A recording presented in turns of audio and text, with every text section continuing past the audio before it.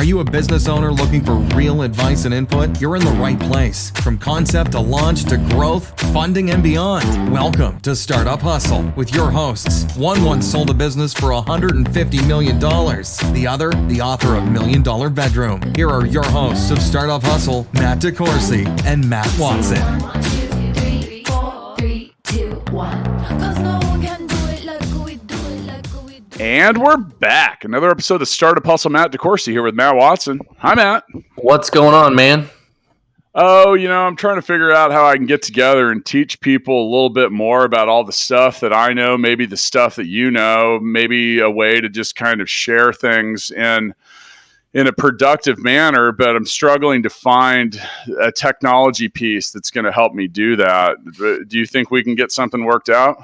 Well, we had to put our arena tour on hold, so we're going to need to go virtual with how we spread this knowledge. I agree. So, we were going to do Matt Summit and really just kind of bring everyone in and let them all bask in the glory of Matt. I won't say which one, but probably me. And so with that, and once again, impeccable timing, we've got someone with us today that can help us with our problem. We have Dr. Mark Wade, the CEO and founder of Virtual Summit Software, and he is also the brother of the oh-so-famous Luke Wade here in Kansas City. So we may have some debate about who's the better Wade brother on top of it. But for those of you listening, today's episode of Startup Hustle is brought to you by Fullscale.io, helping you build a software team quickly and affordably. Now, I like it when you're interactive, so go to virtualsummits.com and check out what we're talking about. And let's give our guest, Dr. Wade, a chance to talk a little bit about virtual summits. Welcome to Startup Hustle, Mark. What's up? I got so many one-liners going through my head right now. I mean, I was thinking, are you guys talking about like a boy band tour you were going to do? And then I was thinking we could do a Royal Rumble, Matt and Matt versus Wade and Wade. All kinds of things. Ooh, I like that. And Wow. let the one-liners flow. Nothing to hold them back, please. Well, that part of the Wade genetics definitely runs deep for sure. Okay. So when you're born a Wade, you get a book of one-liners and a healthy shot of entrepreneurship because your brother's an entrepreneur as well. So what's your backstory, Doctor? Absolutely. So both ex-military with that. So yeah, I was active. I was National Guard, pulled out of pre-med and sent over to Iraq to fight in the war essentially at 20 years old. And that was kind of my first experience with death in reality, up close and personal. And at that moment, I remember sitting there in my cot in my tent thinking to myself, like, no one would even remember your name. If I died today, what have I done with my life? What impact have I made? Who's heard my message? And no one, obviously. And so I kind of made a vow to myself at that point. If I survived my tour in combat, I'd spend the rest of my life building and leaving a legacy for myself. And that took me into medicine, where I got my first doctorate and then my second doctorate, and then a couple dozen certifications in neurology, neuroscience, and human function, and led me to creating one of the most successful posture correction clinics in the country. And at that point, like most entrepreneurs, I've kind of hit this like success level. I got to this peak and I'm like, that's not enough. I need to do more, but I didn't want to actually open up more clinics because that would be a nightmare. So I was like, let's try this online thing. I had this idea for an online institute, and this is like 6-7 years ago, before this was even like normal. Matter of fact, it was so not normal that every single person I told it to looked at me like I was crazy and essentially said, what, you're going to start an online institute? My dad at Thanksgiving looked at me and said, look, Mark, I'm just going to shoot you straight here. It's probably not your best idea. So just move past it. And it was difficult. It was challenging, but I got this concept. I heard it on a podcast, which is why I'm a big fan of podcasts, of a virtual summit. And I said, I've tried everything else. I'm going to give this a go. And we can dive into summits a little bit later, but essentially you usually shoot for about 20 speakers on a multi-day summit, and I got 7. So I'm sitting there going, I'm a little bit short from the goal I needed. Luckily, just like my brother, I've got a big ego. And so it was too hard for me to go and tell those speakers that had already said yes, that I couldn't do it. So I decided to run it as a one-day summit. And that one-day summit went on to generate around 5,000 leads or subscribers and around $32,000, which at that time was the most success we had had online. Now, cool part is that summit, the backbone of that summit went on to be a certification, which became a multi-million-dollar certification. And that company, the American Posture Institute, became a multi-million-dollar company. Still there today. It's the world's largest provider of postgraduate online posture education. Side note, my father no longer thinks I'm crazy, which is always great. And then from there, when I found something that worked, I doubled down, triple down. We started doing summits. We did 2 to 4 multi-day summits, 4 to 8 one-day summits every year in that business still today, in all of my business, which led us to actually creating the first platform ever for virtual summits called Virtual Summit Software. And about 3 years ago, I had this crazy idea in my head that if I just started a SaaS company, it would run itself and be able to just go by itself. Like I could just stay over here, right? Wouldn't have to quit my day job. Famous last words. Yeah. So, and that's exactly what I found out. I went from a practicing physician to a bit online business owner to then now SaaS founder. And so about 3 years, I went full-time into the software. And since then I've been helping people who have a message, get that message out to the world via these collaborative marketing strategies. Well, and it seems like now is the perfect time to be doing this. Like you were preparing 3 years for this economy and all this big shift to happen with the pandemic and everything going virtual. So how was that worked out for you? Oh, obviously, it was not anticipated. I was not the one in Wuhan that released the virus, if that's what you're trying to say. But with that being said, hang on, let me cross you off my list. Hang on. All right. Thank you. Okay. Thank you. I just want to get that clear for everybody listening there. It has ups and downs. So my other company, the American Posture Institute, had an 80% drop in income when this happened. So we immediately, boom. We've since been able to implement some things, which happy to share, which has been very successful since then. But of course, on the virtual summit side, the first 2 weeks that happened, we made ourselves completely available. I was on essentially consultation calls for free from about 6 a.m. to 10 p.m. with everybody from the founder of Spartan Races to the creator of Comic-Con to Archangels to everything in between, trying to help them. I mean, these are in-person events that their entire livelihood, their mega businesses have been built on in-person, and they were just crumbling before their eyes, as we all know. So we made ourselves completely available. We also, for the entire month, allowed anybody, we called it the Hope 2020 initiative. So the entire month from March to April, anybody who signed up for the software, our virtual summit software, got 4 months of the software for free. So we just donated our software for that period. Now things are still super busy, but at least we're a little bit more structured and I'm able to sleep a little bit at this point. But we have been, I'll put it like this. We saw last year, we had 1,500 summits run last year on our platform. And already in this first half of the year, we've seen double that. So The statistics are coming out. There's no questions about it. The people who are running virtual events, and I definitely think we should clarify the difference between virtual events. The ones that are running it are seeing equal, if not a little bit more success for their virtual events with a fraction of the overhead. So virtual events aren't going to go away once we get back to in-person. They're here to kind of stay. And earlier when we were talking, you kind of made it sound like there's these people that are taking these in-person events and moving them virtual is maybe a little different from what you do. Absolutely. Can you explain that a little bit for us? Perfect. So a virtual event is just a big fancy word of saying doing something online, right? Now, what does that mean?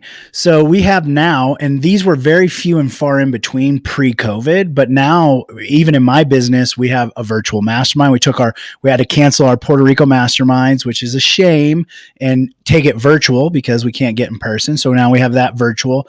And we do a workshop once a month in both of my companies. Mine is called the Summit Genesis Workshop. It's a 3-day virtual intensive, none to done with your virtual summit. So that's a virtual event. It's a workshop. Just think of any workshop you've ever been in person. except now online.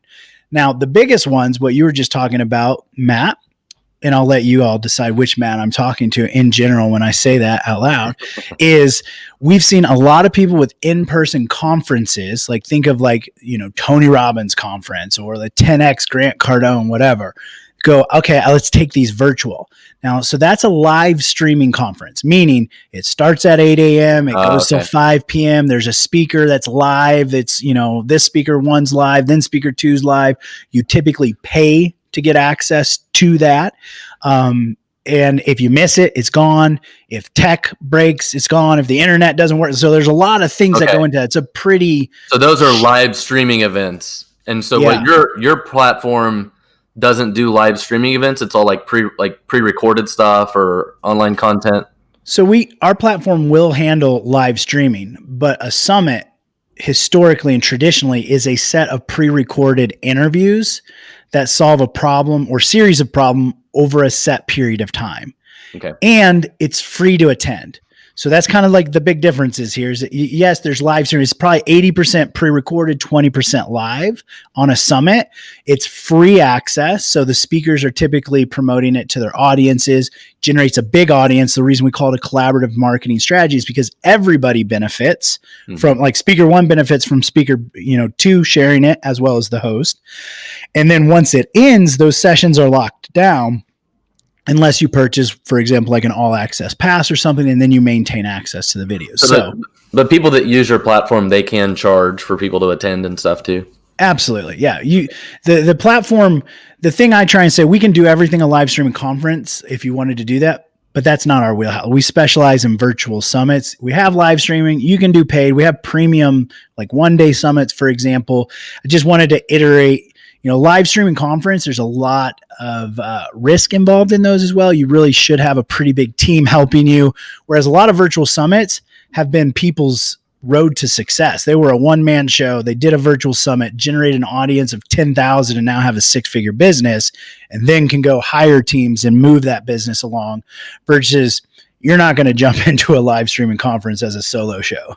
Mark, I want to stop you there for a second because I want to talk a little bit more about that. You mentioned, I think a lot of people don't realize the amount of horsepower it takes to do a true live streaming event, right? And, I have a history in the music industry, and I've had this discussion with in the last 3 months with people from 5 different touring bands because they have. All right. So are you in Puerto Rico right now? Are you at home? No, I'm at our ski house in Sun Valley, Idaho. That sounds rough. Oh, I saw your campfire picture the other night on Facebook with the full moon. Thanks for that, by the way. Maybe I'll post that on Instagram. If you go to Startup Hustle podcast and you see Mark Wade's butt, I'm sorry.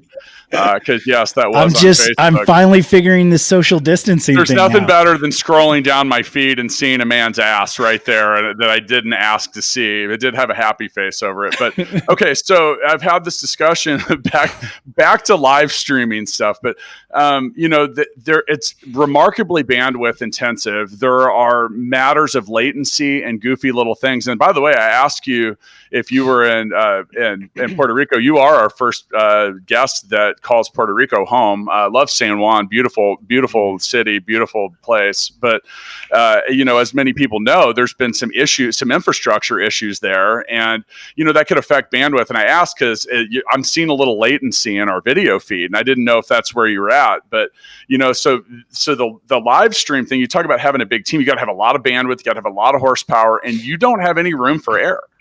And so is that something that when you do a virtual summit, do the people that participate in it and the speakers feel a little better knowing, and as well as you, the site owner, knowing that it's not like, okay, we get this.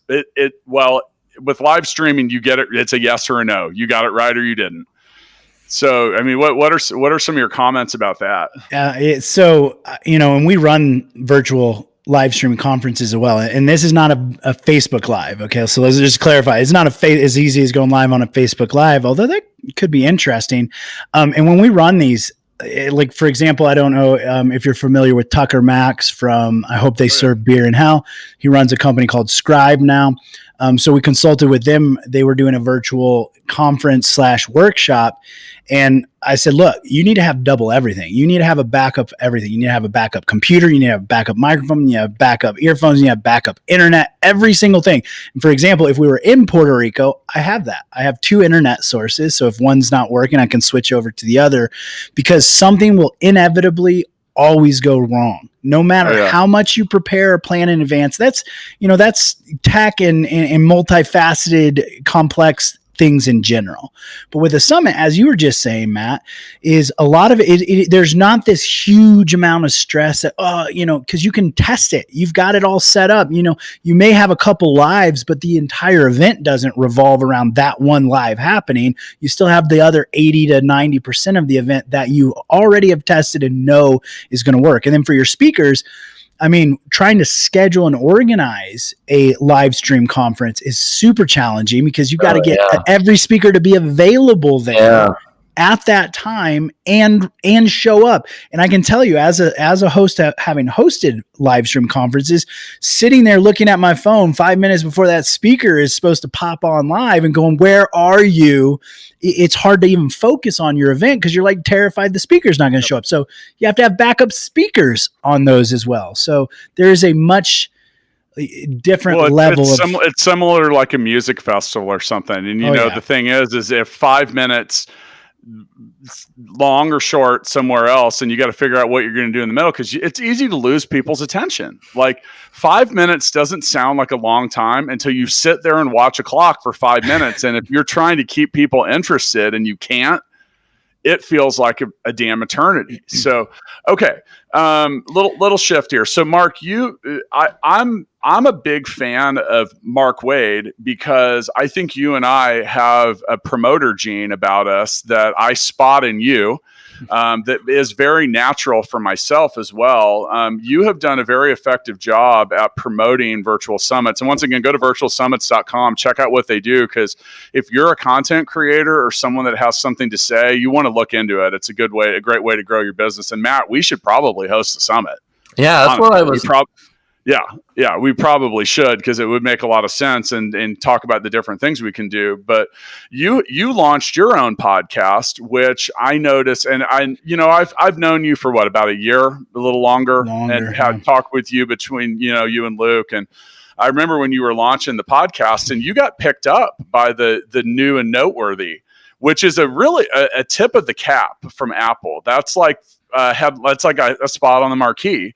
I've noticed that you, much like us, have been hard at work producing lots of episodes a lot of the time. Has that been a successful driver for you?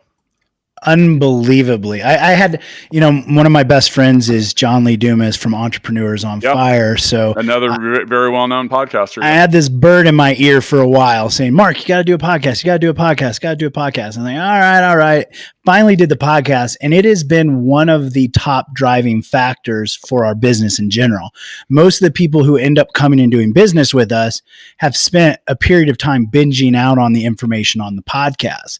Now, as you guys know, it's not easy to do and run a podcast, especially at length for long periods of time. There are weeks where my team's like, Mark, we still need the episode for this week. You're going to do that. But overall, it is from a branding and traffic source, just for people to get to know you, learn about you, connect with you, and then come into the world, into your world, whatever that is. For us at Summits has been phenomenal for sure.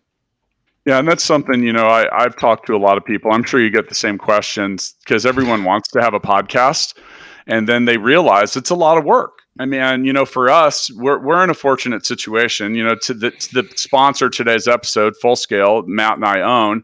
We have a 12-person marketing team. So, people ask us, they're like, how do you publish 5 podcasts a week? I'm like, well, we have an assembly line. I sit down in front of a microphone. I talk to cool and interesting people, and then I leave and hope everything goes well. And that's about where it's at. Now, it wasn't always that way.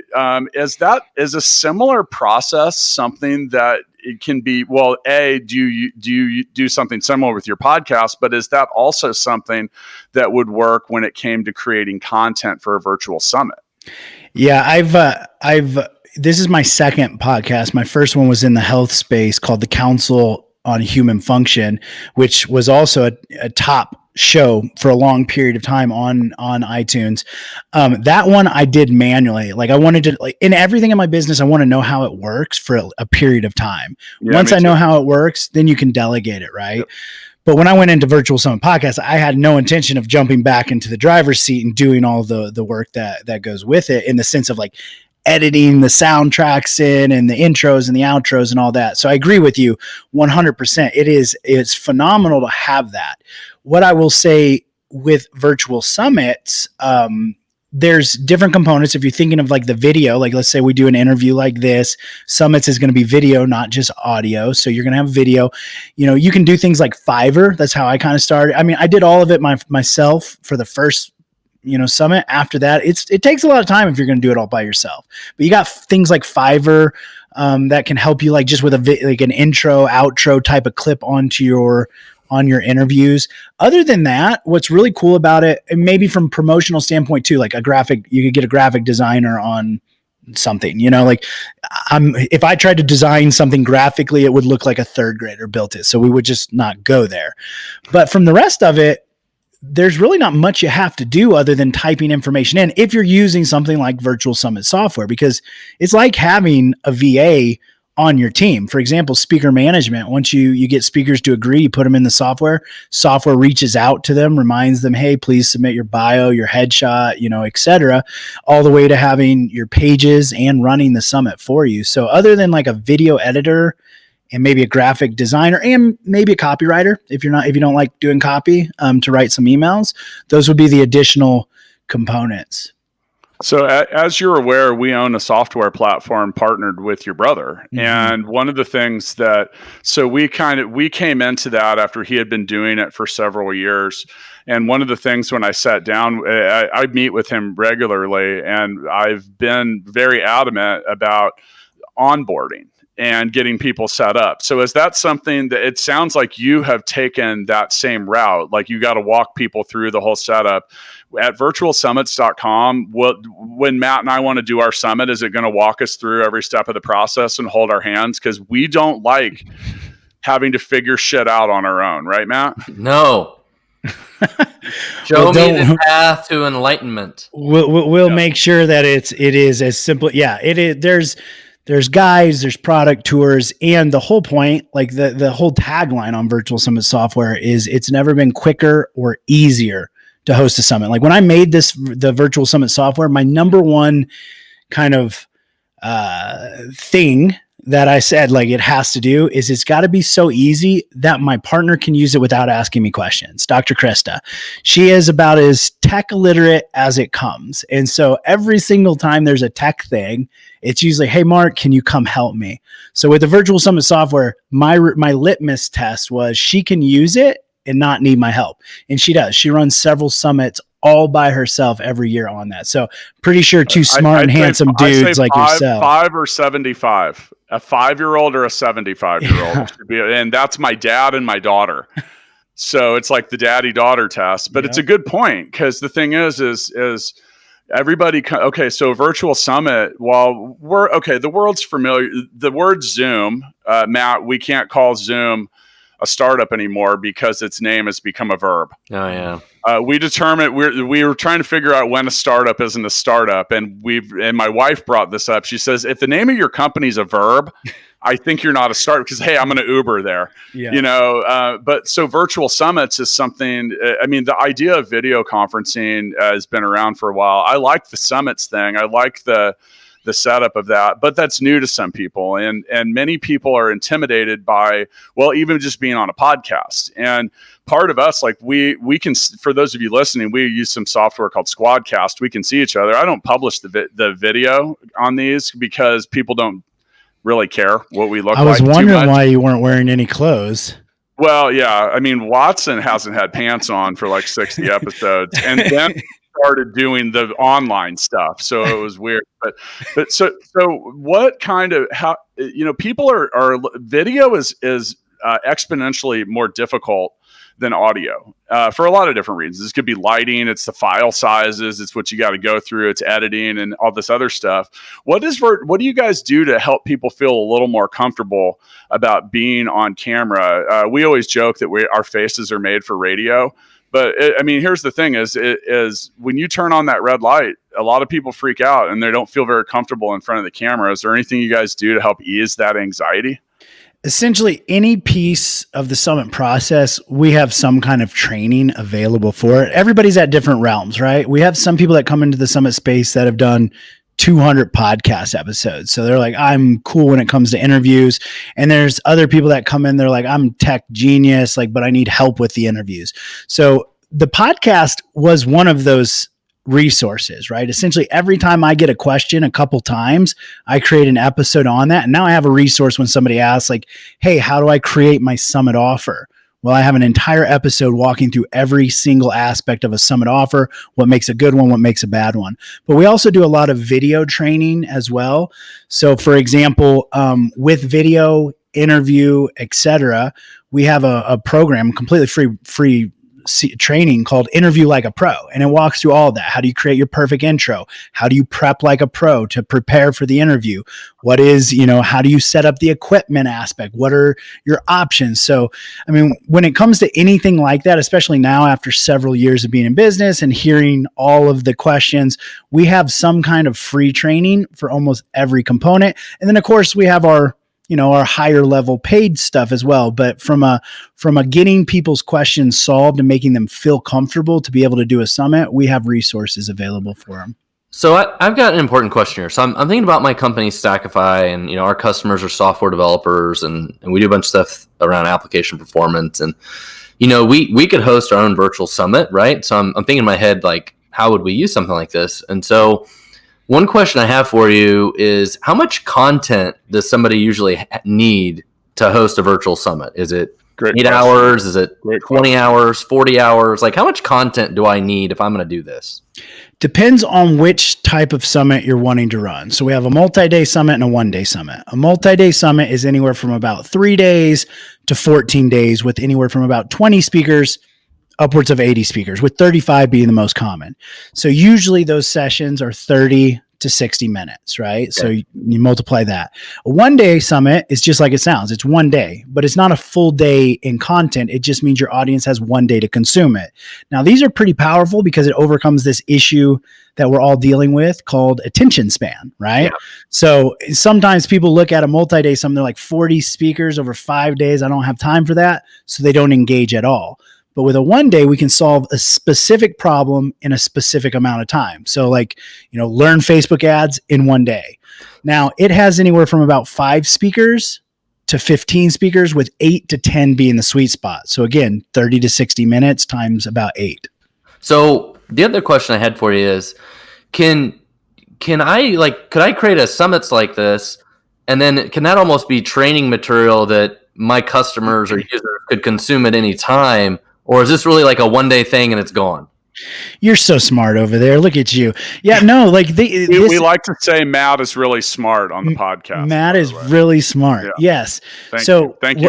You're welcome. Because in some way, this could be recorded webinars, right? That are always out there, and I'm just always promoting it to my customers. We spent all this time, we put all this content together, explainers, training, how to, sort of training material, right? Or so you're now getting super creative, which is awesome. Most people are just in the do one summit. The framework is for a list builder, build an audience. Now, with what you're saying, our software has a proprietary technology called the Ever Summit feature. So with one click of a button, the software will rerun your summit as if it was live or still good, ongoing forever. So you can send traffic to it ongoing. The audience comes to the landing page, says, you can choose weekly, twice a month, once a month, whatever, says summit starts next Tuesday. They opt in, the software opens, unlocks, locks, everything. They come out the other side. They go back to the landing page, says, summit's ended, registration's ended, upgrade. But all new traffic says summit starts next Tuesday. With that being said, with a 1 day summit, we have all kinds of different frameworks, from a list builder to a premium, meaning if you've already got an audience and you just want to provide value and monetize that audience, you could do a paid 1 day summit. Or you can do what you've just said, which I think is a phenomenal idea, is having some set of onboarding sequence. And again, with a summit, you could do a 1-day summit. You could do with, like, for example, just you and Matt. A multi-day summit, you're not going to be the only speaker on that. Like, nobody's going to watch 4 days of you doing 30 sessions, for example. With a 1-day summit, you don't necessarily need all the other speakers. You could have a variety of speakers, or you could have, like, we've actually used 1-day summits from the teacher position, which is you bring on your past customers or clients and have them teach something, but it's more like a case study or a testimony for you. So any type of aspect with that would be very powerful. For example, like you said, an onboarding or problem solving. With a 1-day summit, that's how we kind of decided. It was, you always start with the end in mind. Like, where are you taking the audience after the 1-day summit? Yeah. If it's, what I'm thinking about is, how do I use this as like a lead generation thing? Like, I get 1 million visitors to my website. Can I create like this online, sort of like recorded webinars almost, right? But then like funneling people into it and then here's all this free, amazing content that I built. yeah. So Previously, Mark, it didn't. That would be a list builder then. Like when you say, I think we should define this a little bit, because I love what you're doing here. And you should ask Matt to buy something while we're recording, because I can always tell when he's interested in a guest product. But you know so Matt has I don't want to say a chicken and egg issue, but they get 1 million visits to the Stackify blog every month, but not all those people register or do anything or whatever. So this would be a good way. Are you interested in what Stackify sells? Come listen to the founder talk about it. Listen to a couple of our architects. And then here's a couple ways that our past clients are winning using our software. And that's how we would funnel someone into the summits and actually collect meaningful data and make an impression. Is that an appropriate use case? And I want to identify here a big difference between a summit and a webinar, right? Because you've mentioned webinar a couple times now. Yeah. Most people are familiar with webinars, masterclass, et cetera, and they consider those a sales pitch. Like it's what we call a high risk, hopefully high value opportunity, but in most cases not. A lot of times it's like, let me teach you the 3 secrets. And then actually to get the 3 secrets, you got to buy my $10,000 program. So most people, like, show up rates. We know show up rates on webinars are typically not great, because people are like, I'm going to get on there. You're going to sell me. Summit show up rates are great because they're not it's what we call relationship building strategy. You're not pitching them things. You're providing them with value. And if you have other speakers on there, a lot of times your audience will know one of those speakers, so they already have trust towards that speaker. So you get to leverage, we call it expert leverage the trust, the credibility, authority. So what I would even recommend though is you could get more even tactical with this. Instead of just a generic, like, you could have one generic like learn about us type of 1-day summit, or what blog are they going to the most often? Like, what's the content? What's the topic? And then you start with, well, what's the problem that the audience has that they're trying to solve? Like, that's why they're on your blog. The reason people do anything is because they have a problem they're trying to solve. If you identify that problem, now you create a 1-day summit, 5 sessions, super easy. 5 sessions that solve that problem. And now they go from the blog to getting this and maybe throw in a little exactly resource. What I was thinking. And, I didn't know that I was going into this podcast today and then going to come out of it with like a whole new marketing idea. I didn't know. So. It's a great use case because, like I said, like Matt has created this marketing beast with the blog, but I want to focus on a key point. Everything we're talking about, regardless of whether it's a podcast, a virtual summit, a blog, anything, it all starts with creating valuable content. Not just spammy bullshit, not just some, hey, buy my 3 secrets for 10 grand. It's like, hey, let me, like in the Stackify blog, Matt, what do you publish? 10, 12 articles a month, but they're high quality. They're talking about tech. They're literally, these are like 3,000 word articles in some cases. And it's, we've always been real adamant about that here on the podcast too. Like, we have to offer something of value, because if not, we're just, what's the point? And it sounds like the same way with the summit. And Matt, I think this is a cool idea for something like Stackify, because application performance management, well, there's some complexity to it, and there's all these different languages and different stuff. And I think that anytime you're assuming that a visitor just gets what you're doing or selling, you're probably coming up a little short, because like we mentioned, wanting to have virtualsummits.com hold our hand while we set it up. I think all users are like that, you know? So, okay. Now, Matt, I want to say one thing with that. Are you signing up for a paid account now, Matt? I was just telling my marketing manager that we need to talk later. Well, one thing I want to also mention too is the ability to repurpose. So we've been talking about deciding to do one and then doing one. For those people out there that already do, like podcasts, if you video it, right? If you have the video, you can always repurpose that, and you can use the Ever Summit feature and just put old like videos you've already recorded in there. And now you, instead of those videos sitting on some kind of virtual shelf collecting dust, they can be used. They can go on a resource page in this kind of summit, in a summit model, for example. Yeah, I think that's cool, man. And I love any time when you can repurpose something, you know, and not just be so omni-focused. Like, you know, cross-channel marketing is the greatest. I've seen so many people that had, and Matt, I was at sitting in Watson's backyard last night drinking really cheap beer. It's true. And we were talking about that because, you know, we've seen people, we have a client that had 400,000 Instagram followers, pushed him into starting a YouTube channel. He had 15,000 subscribers before we published a video.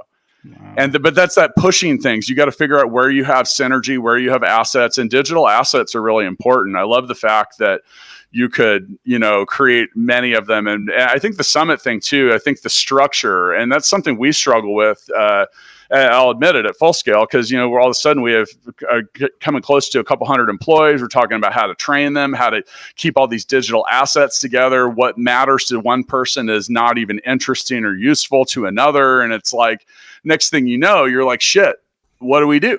You know, where do we put it in? So you mentioned going through the summit. Now let's say that I go to the Stackify virtual summit and I make it through, despite having to listen to all those sessions with Matt.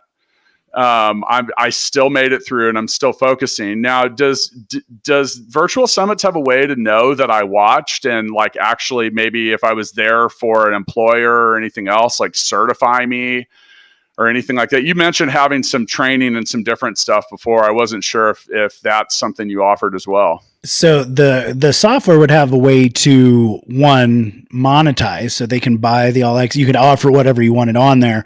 Typically what we do is with a summit is our relationship building strategy. Now, after the summit, we go into the post-summit profit strategy. This is where you would monetize. You built the relationship with the audience. Now we go forward with their customer journey, which is going to be to the next thing, whatever that thing is for you, whether it's certification or a course or, you know, consultation call and use our product or service. So that is the direction we would do. And that's honestly where most of the money comes from a summit. Yes, like if you were doing a first time multi-day summit, you got 5,000 people on there, you're going to generate 20, 30 grand probably. But if you turn around right after that to that same 5,000 people and then offer at $1,000 something, you're going to generate another $50,000 to $75,000. And that's really where the monetization comes, is nobody's going to buy the $1,000 thing until they, one, trust you and see value in what you have, which is why the summit is so powerful, is it increases conversions to whatever the secondary thing is. Okay. Matt, are you going to monetize your summit? Yeah, I'm going to sell them some software after they get my free content. I think but that's something that, you know, people have asked us a lot. We're around 350 episodes of Startup Hustle. We just added 3 new hosts. We're trying to do a lot of different stuff. And people ask, they're like, well, how do you monetize it? Do you sell sponsorships?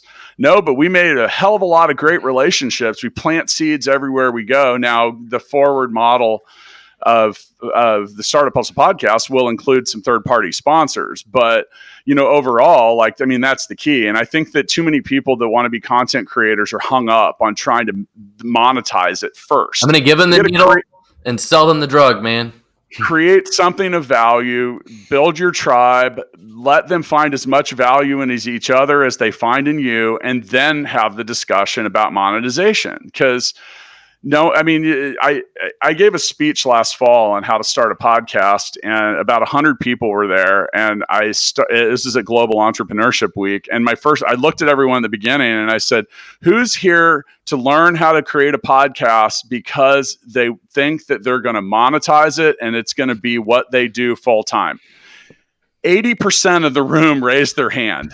And I was like, and I literally just me being me, which some people love and some people don't for this reason. I said, we're going to have a lot of disappointment real soon when I tell you that it is nearly impossible to monetize something like that right away, unless you're already famous and you have something else. So you got to focus on the creation of content and providing value. And like you said, it's that trust factor. I think one of the things that's neat about that is when you can see the face of someone, like I mentioned, we're using a podcasting platform so we can see each other, because I can see when Watson's interested in buying something, because I can see him, and it makes it so much easier. It feels a lot better. I don't know what it is about that. So I think that's really cool. Now, once again, with us today, Dr. Mark Wade, CEO and founder of Virtual Summits. You can find Virtual Summits by going to virtualsummits.com, at Virtual Summits on the web.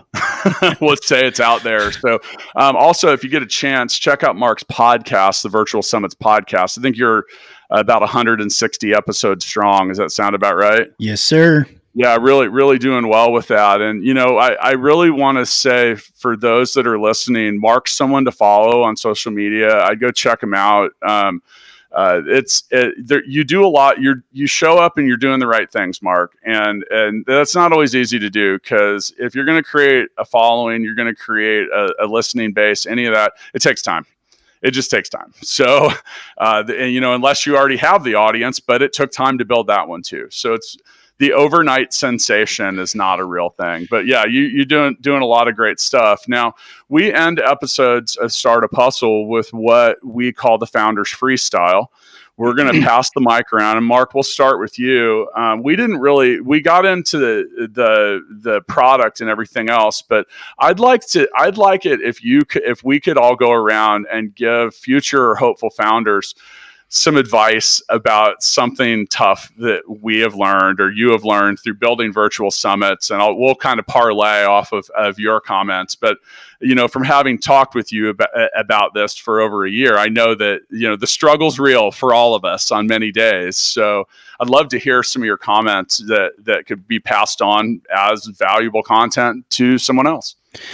Yeah, my two things, I got two ones that pop up right away. They're burning in my skull, so I got to get them out. Is one, you can't do it just for the money. Like if you're whatever you're doing is for the money and for the fame, it's good. That'll get you started. That's a really great way to get started on something. But if you want to build a legacy or something that's going to last ongoing, there's got to be a bigger purpose or reason behind it. Because even if you achieve that monetary goal and success, you'll eventually realize that that's not nearly as fulfilling as you thought it would be. So that's my word of wisdom, because it took me down a very long, dark path for a while after I thought, all I need to do is be a millionaire and then all my dreams and happiness and everything's there. It's not. The second thing I would say is I personally believe every single one of us has a message inside of us that the world needs to hear. Now, sometimes we're a little timid, we're a little scared, or maybe we don't know how to get that out. But I think you're actually doing the world a disservice by not ferociously approaching a way to get that message out to the world. Because I feel like there is 100 or 1,000 or maybe 1 million people out there waiting to hear that message that you could make an impact or a difference in the world with. Master Watson. Yeah, you got a master and a doctor. What, man. I'm going to sit over here and figure out my own insecurity why Matt dropped some wisdom on us. So, I mean, my head is just spinning over here. I'm trying to figure out how I'm going to take advantage of this. So, what I love is I love entrepreneurs like yourself that, you're in an industry and you see a problem and you go solve it, right? Like you said before, you had this other business you were doing and you're trying to figure out, how do I do online education and online summits with it and stuff? And you're like the crazy guy who said, okay, I'm going to go build that. And you actually did it. And now you have a second business from it. So that's great. And, that's usually how a lot of great products are built. It's a product oriented person who says, I can go build this and I know what it needs to do and I'll use it. And so that's awesome. And so big congrats to you. And sounds like you built a great business, and I will definitely be following up with you to figure out some tips from you on how we can leverage something like this as a marketing ploy for my company. So I never thought about something like that. So I'm excited.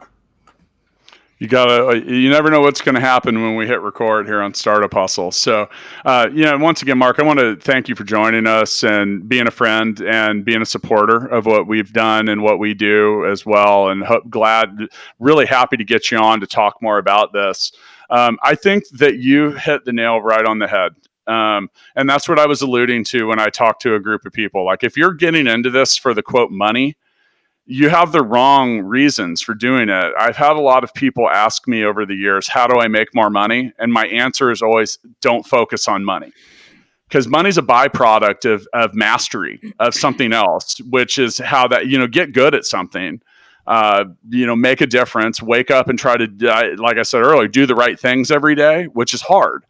And, because the thing is if you jump into something and it's all about monetization immediately, people smell that. They know that your motives are not as pure or straightforward as they might want to be. And then I think lastly, what I'd like to say is much like the other Matt, the younger Matt, there you go, Matt, the younger Matt.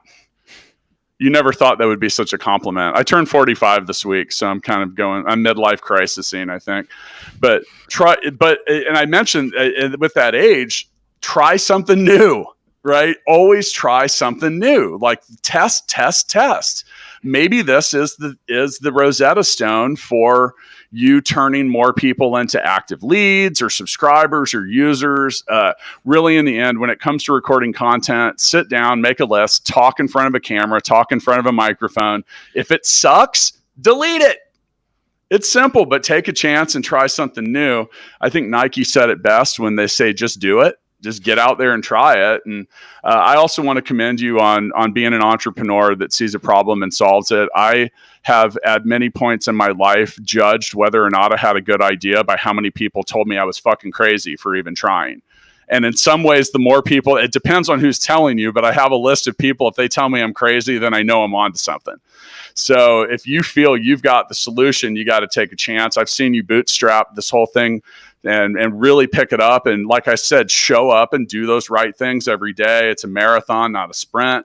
And back to your original comment about being a SaaS owner, it's never finished. Much like fashion, it is never done.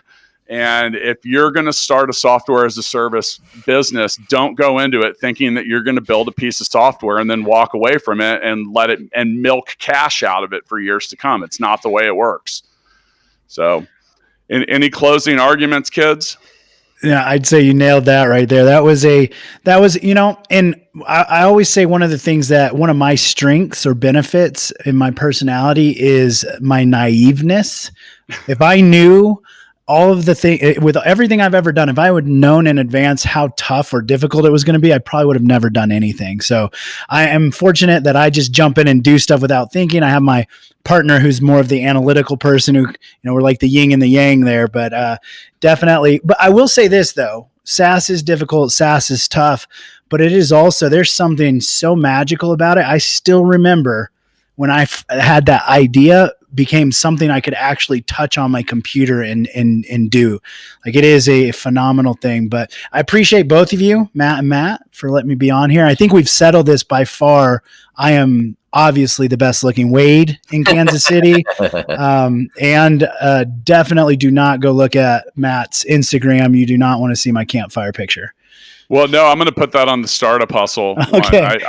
We have 3 times as many followers there. So I want to, the whole idea was to get good content in front of the most eyes possible, right? So I'm going to show you how to do social distancing. I'm just happy you put that smiley emoji over your ass crack because that would have been too much. So, hey, Will Watson's making a weird face, but it's true.